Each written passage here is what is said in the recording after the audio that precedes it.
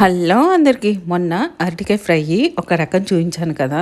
నేనైతే స్టార్టింగ్లో అసలు అరటికాయ కూర అంటేనే తినేదాన్నే కాదబ్బా, నాకు అసలు నచ్చేది కాదు. అలాంటిది ఒకరోజు మా వారు ఏం చేశారంటే అల్లం పచ్చిమిర్చి వేసి కచ్చాపచ్చాగా నూరి ఫ్రై చేసి చూపించారనమాట. ఇక అప్పటి నుంచి ఎప్పుడన్నా అరటికాయ తెస్తే ఇలా ఫ్రై చేసుకుంటాను. దట్టు పప్పులోకి రసంలోకి అలాగా కాంబినేషన్ చాలా బాగుంటుంది. ఏమీ లేదు, సింపుల్గా అరటికాయ అయితే నేను ఇలా కట్ చేసేసి బాయిల్ చేశాను అనమాట. ఇక దానికోసమని అల్లం పచ్చిమిర్చి కొంచెం జీలకర్ర వేసి బాగా కచ్చాపచ్చాగా దంచేసా. ఇక తాలింపు వేసేసుకొని అందులో ఉల్లిపాయ పచ్చిమిర్చి కాదు కరివేపాకు చాలు, ఎందుకంటే ఆల్రెడీ పచ్చిమిర్చి దంచేసాం కదా.